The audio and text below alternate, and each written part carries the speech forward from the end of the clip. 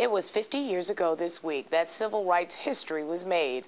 9 black children, escorted by federal agents, walked into Little Rock Central. It's a public high school with white students for the first time. These brave kids became known as the Little Rock Nine, and what they did that day changed millions of lives, including mine. That's why it's so hard for me to think that the events going on down in Gina, Louisiana could still be taking place today. I recently sat down with 3 of the children of the Little Rock Nine, Sisters Spirit and Leila Trickey, daughter of Minnie Jean Brown Trickey, and Rebecca Goodloe, the daughter of Dr. Terrence Roberts, for their unique perspective. Take a look. I'm absolutely thrilled to have you on the show today. Spirit, let me start with you. You are now a tour guide at Little Rock Central High School. Talk about coming full circle. When did you come to realize that your mom had been such a part of an infamous time in history? Well, I just kind of have to give you a little background. My family, my sister and I, 4 other siblings, grew up in Canada. And so I would say I clearly remember learning about my mother's involvement in this historical event in about the 8th grade. And many years later, now we're marking the 50th anniversary, I'm a park ranger at Central High National Historic Site, the site where my mother desegregated the schools, and the other 8, of course. Mm-hmm.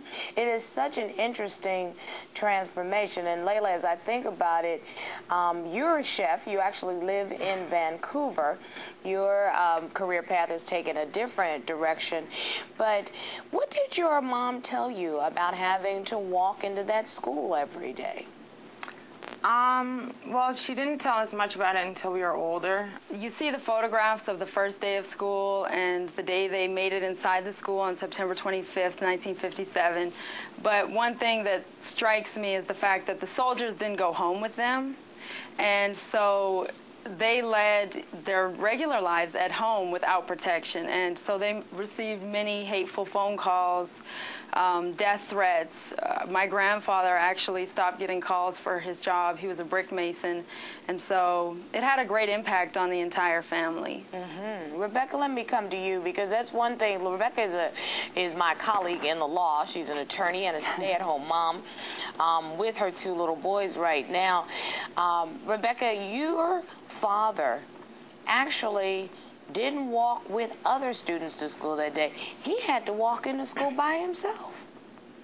He did. That first day that they attempted to go to school, this was before September 25th.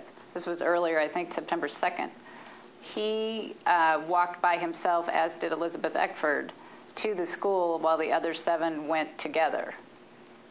So he saw the National Guard surrounding the school and thought that, great, there are people, protecting us. They're going to help us get into the school. Like, he didn't for a minute think that they were there to keep him out until he tried to actually get into the school. How unbelievable. And he went up to one soldier, and they stood in his way, and they didn't let him pass. So he said, oh, there must be another entrance. He tried it a couple more times before he figured out that they were there to keep them out. What, and I know I said to the audience that you're a lawyer, but I have to imagine that you got some inspiration from the lawyers who worked so hard on behalf of the Little Rock Nine. Absolutely. I was fortunate enough to get to know Wiley Branton, who was the lead attorney working on their case. Years later, after I finished college, and I worked at the same firm. He was a partner at a law firm in Washington, D.C., and I worked as a paralegal. In fact, he helped me get the job. And I got to know him and got to know all the things that he helped them do, which was incredible. They spent years, even after this event, making sure that the school board did what they were supposed to do, which was integrate Central High. This is the 50th anniversary, and Leila, Rebecca, and Spirit, your parents received congressional gold medals from the president. Leila, what was that like for you? Oh, it was amazing. Well, we were at the White House. We got to go to the White House. It was quite a surreal experience to be, gathered with the 9 and all of the families, because as our parents did in 1957, the kids of the 9, not so much children anymore, we have a bond also because of our parents' collective experience. Would you say so, Rebecca?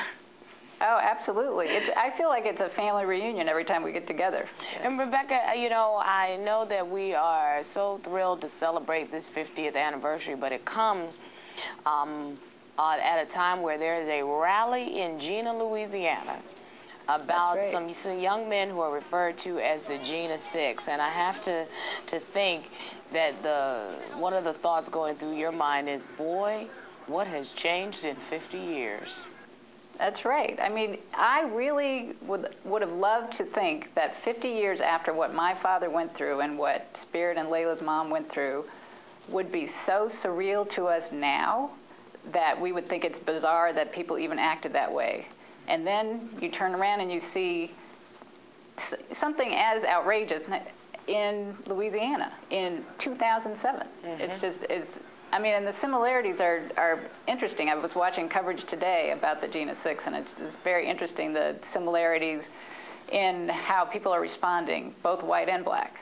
Well, I tell you one thing, on behalf of a very grateful nation of black and white students who go to and attend integrated schools, I thank your family for your sacrifice. Absolutely. I know that I'm able to do and say a lot of the things I'm able to do and say because they had the strength and the courage to walk through those doors. Thank you all for joining me, and happy anniversary. Thank you very Thank much. you.